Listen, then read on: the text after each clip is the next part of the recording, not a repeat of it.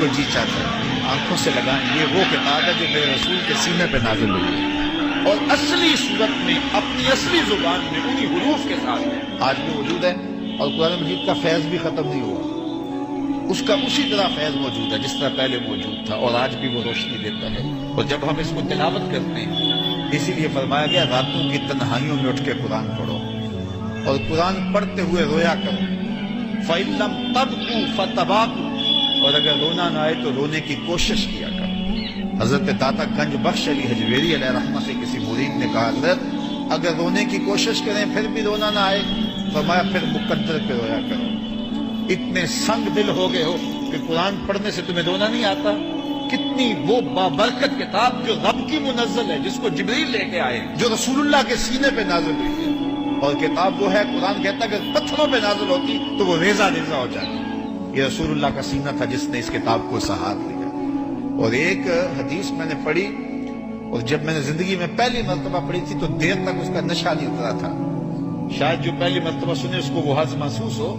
فرمایا قرآن اللہ کی وہ لٹکتی ہوئی رسی ہے جس کا ایک سرا تمہارے ہاتھ میں ہے، دوسرا سرا تمہارے رب کے ہاتھ میں ہے۔ ایسے کرنٹ لگتا ہے جسم کے اندر کہ یہ وہ کتاب ہے جس کا ایک سرا تمہارے ہاتھ میں ہے، دوسرا سرا تمہارے رب کے ہاتھ میں۔ تو یار یہ تاریں آ رہی نا بجلی کی، اس میں کرنٹ ہے، ان کو ہاتھ میں پکڑ لیں تو ایک سرا آپ کے ہاتھ میں ہے، لیکن دوسرا سرا پاور ہاؤس سے نہ جڑا ہوا ہو تو کچھ نہیں ہوتا، لیکن اگر دوسرا حصہ پاور ہاؤس سے جڑا ہو تو ہاتھ لگائیں گے تو کرنٹ پڑے گا۔ اللہ اکبر!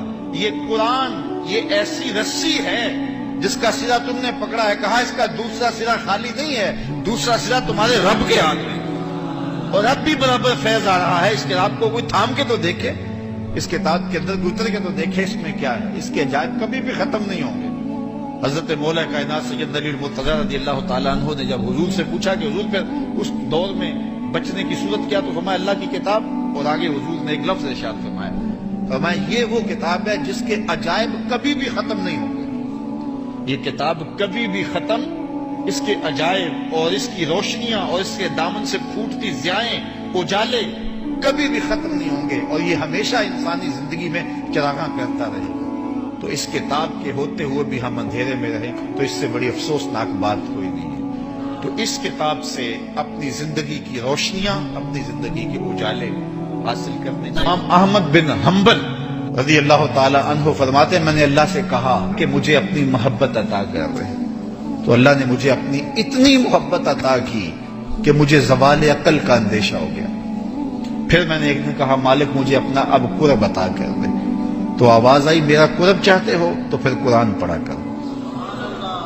تو قرآن انسان کی ضرورت ہے، کیونکہ انسان کی سب سے بڑی ضرورت جو ہے وہ ہدایت ہے۔